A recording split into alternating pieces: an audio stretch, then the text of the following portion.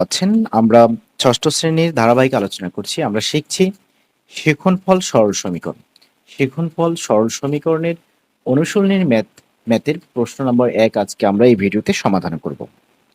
আমরা ধারাবাহিক আলোচনা করছি, সেই হিসেবে আপনি চাইলে আপনার যে প্রবলেমটি হবে, যে পেজের প্রবলেম সেটা অনুসরণীয় হোক বা আপনার ভিতরের যে প্রবলেমগুলো কাজ, একক কাজ, জোড়াই কাজ এগুলো যদি আপনার প্রবলেম হয়ে থাকে সেক্ষেত্রে আপনি প্লেলিস্টে প্রবেশ করবেন এবং আপনার চাহিদা অনুযায়ী, আপনার প্রয়োজন অনুযায়ী আপনি সেই ভিডিওটি দেখে আপনার প্রবলেমটি সলভ করতে পারবেন। তো আমরা শুরু করছি। এখানে বলা হচ্ছে ছক তৈরি করে কোনগুলো সমীকরণ এবং কোনগুলো সমীকরণ নয় যুক্তিসহ উপস্থাপন করো। আর সেই ক্ষেত্রে আমাদের প্রথমত একটা ছক তৈরি করতে হবে।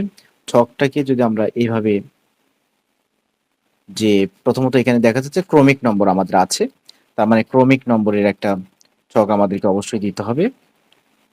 আমি ধরে নিলাম এটা হচ্ছে আমাদের ক্রমিক নম্বর। এরপরে হচ্ছে আমাদের যে কাজটা করতে হবে, এখানে ক্রমিক নম্বরের পরে আমরা আইডেন্টিফাই করব যে অজানা রাশি বা অজানা যে নরমাল যে চলকটা আছে সেই চলকটা আছে কিনা, এই বিষয়টা আমরা আইডেন্টিফাই করব, অর্থাৎ অজ্ঞাত রাশি যেটা। এরপরে সমীকরণ কিনা এই জন্য আমরা টিক চিহ্ন দেবো। আমরা কিন্তু অলরেডি পূর্বে কিন্তু পড়েছি এগুলো। তারপরে আবার এরপরে কারণটা কি, এই কারণটা আমরা ব্যাখ্যা করব। এই কারণটা আমরা ব্যাখ্যা করব, এভাবেই কিন্তু আমরা সামনের দিকে এগোবো। তার প্রথম কাজ হচ্ছে আমরা ক্রমিক নম্বর দিব, মানে এ বি সি এগুলো প্রত্যেকটা এভাবে আইডেন্টিফাই করব। আমি একটা থেকে আপনাকে বোঝাবো, এভাবে আমরা ছকটা তৈরি করব। তাহলে প্রথমত আমরা কি লিখবো, এখানে আমরা লিখবো ক্রমিক নং। ওকে, ক্রমিক নং, ক্রমিক নং। তাহলে আমি এখানে ক্রমিক নংয়ের জায়গায় এ দিয়ে দিলাম। এরপরে আমি দিব গাণিতিক সম্পর্কটাও দিতে হবে, এখানে যে গাণিতিক প্রশ্নটা আছে সেটা দিতে হবে। তাহলে ধরে নিলাম এটা হচ্ছে গাণিতিক গাণিতিক সম্পর্ক, গাণিতিক সম্পর্ক। ওকে, এরপরে আমাদের দিতে হবে অজানা রাশি যেটা বা চলক যেটা, অজ্ঞাত রাশি, অজ্ঞাত রাশি বা চলক, মানে এক্স আছে কিনা ওয়াই আছে কিনা এই বিষয়টা। এরপরে আমাদেরকে এখানে দিতে হবে যদি সমীকরণ হয় সেই ক্ষেত্রে আমরা সমীকরণ যদি হয় সেই ক্ষেত্রে আমরা সমীকরণের জন্য রাইট চিহ্ন দিব, আর সমীকরণ না হলে আমরা ক্রস চিহ্ন দেবো। সমীকরণ যাচাই, অর্থাৎ এটা হচ্ছে সমীকরণ হলে রাইট চিহ্ন, আর সমীকরণ না হলে ক্রস চিহ্ন। এটা হচ্ছে সমীকরণ যাচাই, আমরা বলতে পারবো সমীকরণ যাচাই। হ্যাঁ, আর লাস্টে আমরা উপযুক্ত কারণটা বা যে কারণের জন্য এটা সমীকরণ বা সমীকরণ নয় এই বিষয়টা আমরা প্রমাণ করব, অর্থাৎ যৌক্তিক কারণ। এই হচ্ছে আমাদের প্যাটার্ন, অর্থাৎ টেবিলের প্যাটার্ন। আমরা প্রথম থেকে যদি দেখি, প্রথমে হচ্ছে এটা দেওয়া আছে, এটা আমরা লিখব 15 সমান এক্স প্লাস 15 সমান এক্স প্লাস 5। এখন এই অজ্ঞাত রাশি বা চলকটা হচ্ছে আমাদের এখানে এক্স, এই কথাটা আমরা এখানে জাস্ট লিখবো যে এখানে অজ্ঞাত রাশি এক্স। এটি কিন্তু একটা সমীকরণ, এই জন্য আমরা এখানে রাইট চিহ্ন দিব। এবং যৌতিক কারণটা হচ্ছে এখানে সমান আছে, এবং চলকের একটা নির্দিষ্ট মানের জন্য লেফট হ্যান্ড সাইড এবং রাইট হ্যান্ড সাইড কিন্তু সমান হবে। চলকের একটা নির্দিষ্ট মান, যেমন আমি এক্স এর জায়গায় যদি এখানে 10 বসাই, আপনাকে একটু বুঝতে হবে। হ্যাঁ, এক্স এর জায়গায় যদি আমি এখানে 10 বসাই, তাহলে 10 প্লাস 5 মানে হচ্ছে 15, তাহলে বাম পক্ষ ডান পক্ষ সমান হয়ে যাবে। তার যৌতিক কারণটা আমরা লিখবো যে সমান চিহ্ন, সমান চিহ্ন এবং সমান চিহ্ন বিদ্যমান। এই কথাটা প্রথমত আপনার সমীকরণ হতে গেলে এই বিষয়টা খুবই ইম্পর্টেন্ট, এটা থাকতে হবে। তাহলে সমান চিহ্ন বিদ্যমান। এরপরে লিখব যে এবং এক্স চলকের, এক্স চলকের নির্দিষ্ট মান, নির্দিষ্ট মান, নির্দিষ্ট মান, অর্থাৎ এটাকে আমি একটু মুছে দিই, নির্দিষ্ট মান অর্থাৎ এই কথাগুলো ইম্পর্টেন্ট, এই কথাগুলো আমাদের লিখতে হবে। অর্থাৎ এক্স সমান 10 এর জন্য, 10 এর জন্য বাম পক্ষ ও, একটু ধৈর্য ধরে দেখতে হবে, ডান পক্ষ, বাম পক্ষ ও ডান পক্ষ সমান। এই হচ্ছে আমাদের প্রশ্ন নাম্বার এ এটা আমাদের সলভ হয়ে গেল। আমরা এই কথাগুলো লিখবো। সমীকরণ হতে গেলে অবশ্যই সমান চিহ্ন লাগবে। আমরা যদি বি নাম্বারটা একইভাবে আমরা যদি বর্ণনা করি, আমরা এখান থেকে বি নাম্বারটা যদি একইভাবে আইডেন্টিফাই করি, আমরা কি দিতে পারবো? তাহলে বি নাম্বার যেটা দেওয়া আছে সেটা হচ্ছে আমরা ক্রমিক নাম্বার দিব বি। আপনি নিচে নিচে করে যাবেন, হ্যাঁ, আমার এখানে জায়গা শর্ট, এই জন্য আমি একবারে এটা দেখাচ্ছি। গাণিতিক সম্পর্কটা আমরা দিব y minus six less than three, y minus six less than three. আর এখানে কিন্তু অজ্ঞাত রাশি বা চলক একটা আছে, সেটা হচ্ছে ওয়াই, এবং এটি কিন্তু একটা সমীকরণ নয়, এই জন্য আমরা এখানে ক্রোধ চিহ্ন দিব। আমরা এখানে যৌতিক কারণ লিখব যে ওয়াই চলকযুক্ত, ওয়াই চলকযুক্ত ক্ষুদ্রতর, এটা হচ্ছে ক্ষুদ্রতর চিহ্ন, অর্থাৎ এই যে ক্ষুদ্রতর, এটা ব্র্যাকেটে ক্লোজ করে রাখলে ভালো হবে। ক্ষুদ্রতর চিহ্নের মাধ্যমে, ক্ষুদ্রতর চিহ্নের মাধ্যমে প্রকাশিত একটি চিহ্ন আছে। ক্ষুদ্রতর চিহ্নের মাধ্যমে একটা বীজগাণিতিক রাশি, এখানে এটা ঠিক আছে, চলক অজ্ঞাত রাশি বা চলকটা ঠিক আছে, কিন্তু সমীকরণ নয়। এই যে যৌতিক কারণ হচ্ছে কারণ হিসেবে কিন্তু আমরা এগুলো লিখতে পারি। এরপর আমরা যদি সি নাম্বারটা একটু দেখি, সি নাম্বার আমরা তাহলে ক্রমিক সি দিয়ে দিব, এরপরে সমীকরণ কিনা এই বিষয়গুলো আমরা একটু দেখবো এখানে। তাহলে সি নাম্বারটা যদি আমরা দেখি, সি নাম্বার বলছে 6/3 = 2, এটা হচ্ছে গাণিতিক সম্পর্ক।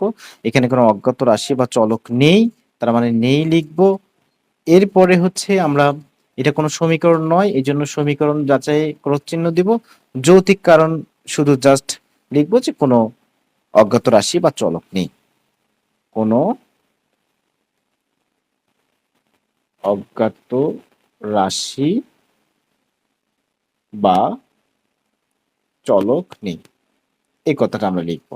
এই হচ্ছে আমাদের সি নাম্বার শেষ। আমরা ডি নাম্বার যদি দেখি এখানে, তাহলে ডি নাম্বারে বলা হচ্ছে z-4 = 0, এটা অজ্ঞাত রাশি হচ্ছে z, এবং এটা একটা সমীকরণ, এবং এখানে আমরা অ্যান্সার হিসেবে লিখতে পারবো যে জেড এর ওই যে আগের কথাটা, যে জেড চলকের নির্দিষ্ট মান, অর্থাৎ z = 4, জেড চলকের নির্দিষ্ট মান, অর্থাৎ z = 4 এর জন্য, বামপক্ষ সমীকরণটির বা বামপক্ষ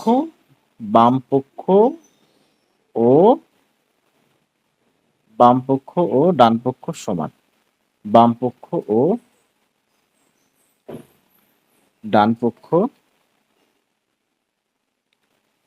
সমান, এইটাই হচ্ছে আমাদের যৌতিক কারণ। আমরা অনুরূপভাবে ই নাম্বার প্রশ্নটা যদি একটু সলভ করি, ই নাম্বার দেখা যাচ্ছে যে ই নাম্বারে আমরা যদি দেখি এখানে ই নাম্বার 4 ইন্টু, আচ্ছা আমি একটু এগুলো মুছে দিই। আপনাকে যে কোনো জিনিস আপনি শিখতে যান, একটু সময় দিয়ে আপনাকে শিখতে হবে। আর আমি চাইলে কিন্তু ডিরেক্টলি অ্যান্সার গুলো দিতে পারতাম, কিন্তু আপনি সেই ক্ষেত্রে অ্যান্সার গুলো নিয়ে কোনো উপকৃত হতে পারতেন না। যদি আপনার বেসিক দুর্বল থাকে তাহলে এই ভিডিওটি আপনার জন্য পারফেক্ট। আর আপনি যদি বোঝেন যে না আপনি সবকিছু পারেন, তাহলে সমাধান থেকে এগুলো কারেক্ট করে ফেলবেন। সমাধান আছে বাজারে, বিভিন্ন গাইড আছে, গাইডে এগুলো সুন্দর করে দেওয়া আছে। তাহলে আমরা ই নাম্বারটা একটু দেখবো, ডি শেষ, আমরা ই নাম্বার একটু দেখবো। ই নাম্বার ক্রমিক নম্বর ই, 4 × 3 - 12 = 0, এটা অজ্ঞাত রাশি নাই। এরপরে এখানে হচ্ছে এটা কোনো সমীকরণও হবে না, কারণ কোনো অজ্ঞাত রাশি নাই। যৌতিক কারণ হচ্ছে কোনো অজ্ঞাত রাশি নাই। এরপরে আমরা যদি দেখি এফ নাম্বারটা আমরা সমীকরণ গাণিতিক সম্পর্ক লিখব 2x + 3 = x - 15। এখানে একটা বিষয় যে অবশ্যই এখানে অজ্ঞাত রাশি বা চলক x, এবং এটা একটা সমীকরণ। আমরা এখানে লিখব যে x চলকের কারণ হিসেবে লিখব যে x চলকের নির্দিষ্ট মান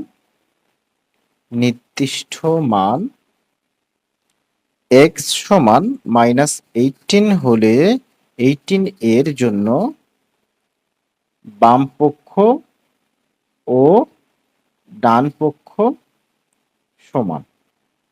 ওকে, কারণ যখন আপনি এক্স এর জায়গায় -18 বসাবেন, এই যে 2 ইন্টু -18 প্লাস 3, তাহলে 2 ইন্টু -36 প্লাস 3, তাহলে সেই ক্ষেত্রে আপনি পাচ্ছেন হচ্ছে -33 এখানে যোগ করলে পাবেন। আর এখানে যদি আপনি এক্স এর জায়গায় -18 বসান, তাহলে -18 -15, এই হচ্ছে আপনার -33।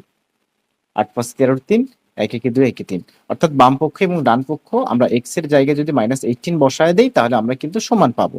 এই হচ্ছে ব্যাখ্যা, এবং এই যৌতিক কারণটা আমরা এইভাবে লিখতে পারবো। এক্স চলকের নির্দিষ্ট মান এক্স সমান -8, এর জন্য বাম পক্ষ ডান পক্ষ সমান। আপনার নিজের খাতায় কিন্তু এগুলো সুন্দর করে নোট করে নিতে হবে।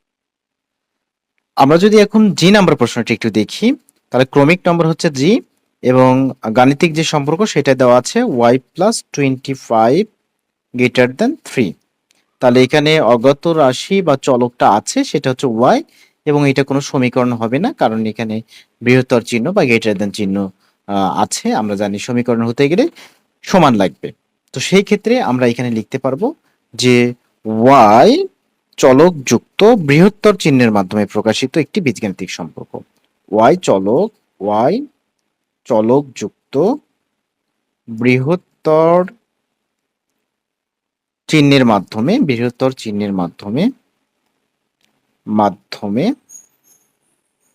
প্রকাশিত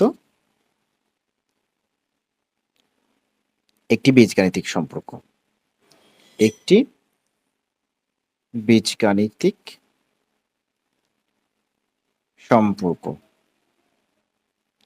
এই হচ্ছে এই পর্যন্ত লিখে আমরা লিখব যা y চলকের একাধিক মানের জন্য সত্য। একাধিক মানের জন্য সত্য। হ্যাঁ, এই কথাটা আমরা লিখে দেব আমাদের যৌতিক কারণে। কারণ কি y এর মান 30 এর চেয়ে, মানে এই পাশটা আপনার লেফট হ্যান্ড সাইডটা 30 থেকে বড়, সেটা একাধিক। যেমন আমি যদি এখানে 6 দেই y এর জায়গায়, তাহলে 31 হয়ে যাবে। তারপরে 7 দিলে 32 হয়ে যাবে। অনেক মান এখানে বসাতে পারবো যা 30 থেকে বড় হবে। এই হচ্ছে আমাদের জি নাম্বার প্রশ্নের অ্যান্সার। আমরা যদি এখন যদি আমরা পরেরটা দেখি, অর্থাৎ এইচ নাম্বার প্রশ্নের অ্যান্সার যদি দেখি, আমি একটু ধীরে ধীরে বোঝাচ্ছি, কারণ অনেকের বেসিক দুর্বল, এই জন্য একটু ধীরে ধীরে বোঝাতে হবে। এখন আমরা ক্রমিক নম্বর দিব 8, এবং এখানে সম্পর্ক যেটা আছে সেটা হচ্ছে 8 - x সমান 11। অলরেডি এটা একটা সমীকরণ। অজ্ঞাত রাশি এখানে আছে, সেটা হচ্ছে আমাদের x, আর সমীকরণ যেহেতু সেই জন্য আমরা রাইট চিহ্ন দিব, সমীকরণ না হলে আমরা ক্রস চিহ্ন দিব। হ্যাঁ, যৌতিক কারণ কি, যে x এর একটি মানের জন্য নির্দিষ্ট মান, অর্থাৎ -3 যদি আমরা বসায় দেই, x ইকুয়াল -3 যদি বসাই, নির্দিষ্ট মান x সমান -3, নির্দিষ্ট মানের জন্য আগের কথাই লিখবো, মানের জন্য বাম পক্ষ ও ডান পক্ষ সমান। বাম পক্ষ ও ডান পক্ষ সমান। আমার কথাগুলো একটু শুনতে হবে, তাহলে এইগুলো কোনো প্রবলেম হবে না। তাহলে বাম পক্ষ ডান পক্ষ সমান, এটা হচ্ছে আমরা এইচ নাম্বার প্রশ্নে লিখতে পারবো। এরপরে আমরা যদি দেখি এফ নাম্বার, হচ্ছে আমাদের শেষ হয়েছে, জি নাম্বার শেষ, এইচ শেষ, এখন হচ্ছে আই নাম্বার। এখানে দেওয়া আছে কি 20 - 10 - 5 সমান 3 × 5। তার মানে এটা কোনো এটা তো সমীকরণ হবে না। ফার্স্ট শুধু সমান থাকলে হবে না, এখানে চলক থাকতে হবে, অজানা একটা চলক, মানে অজ্ঞাত রাশি বা চলকটা থাকতে হবে। শুধু সমান থাকলে কিন্তু হবে না। আর যেহেতু নাই, এটা হচ্ছে নেই আমরা লিখবো। তারপরে এটা কোনো সমীকরণ হবে না, এই জন্য ক্রস দিব, এবং যৌতিক কারণ অজ্ঞাত রাশি বা চলক নেই। অজ্ঞাত রাশি বা চলক নেই। হ্যাঁ, এরপরে আমরা যদি দেখি এইটা যে নাম্বারের ক্ষেত্রে একই, আমরা যদি যে নাম্বার, সেই ক্ষেত্রে হচ্ছে আমরা গাণিতিক সম্পর্ক উঠাবো 5/0 = 5। এখানে নেই, অজ্ঞাত রাশি বা চলক নেই, সমীকরণ হবে না। অ্যান্সার, এই যে যৌতিক কারণটা আমরা এটাই দিয়ে দেবো। হ্যাঁ, এরপরে কে নাম্বার, আমরা যদি কে নাম্বারটা একটু দেখি, এখানে কে নাম্বার কি বলছে? কে নাম্বার বলছে 15y সমান 45। এই হচ্ছে আমাদের কে নাম্বার। এখানে চলক হচ্ছে ওয়াই, অবশ্যই এটা একটা সমীকরণ, সমানও আছে চলকও আছে। আর ওয়াই এর যেহেতু ওয়াই চলকের নির্দিষ্ট মানের জন্য বাম পক্ষ ডান পক্ষ সমান হবে। ওয়াই চলকের মানে ওয়াই সমান যদি আমরা 3 দিয়ে দিই, 3 15 45 হবে এখানে, তাহলে ওয়াই সমান 3 নির্দিষ্ট নির্দিষ্ট মানের জন্য বাম পক্ষ ডান পক্ষ সমান। একটু কথাটা লিখে নেবেন, বাম পক্ষ ডান পক্ষ সমান। এরপর আমরা নেক্সট কোশ্চেনটা যদি দেখি, এখানে প্রথমে 5-6টা ভালোভাবে বুঝলে এল নাম্বার যদি আমরা দেখি 7 সমান 11 ইন্টু 2 প্লাস এক্স। এটা যদি আমরা দেখি যে অবশ্যই এখানে অজ্ঞাত রাশি বা চলক এটা আছে, এরপরে এটা একটা সমীকরণ, রাইট চিহ্ন দিব এবং কারণ হিসেবে লিখব যে এক্স চলকের নির্দিষ্ট মান অর্থাৎ এক্স সমান -15, এক্স চলকের নির্দিষ্ট মান অর্থাৎ এক্স সমান -15 এর জন্য বাম পক্ষ ডান পক্ষ সমান, এই কথাটা লিখবো। এই হচ্ছে আমাদের মূলত, আমরা এগুলোকে এভাবে আইডেন্টিফাই করব। আমরা কিন্তু 1 নাম্বার প্রশ্নের উত্তরগুলো পেয়ে গেছি এবং খাতায় নোট করলে সবচেয়ে ভালো হয়,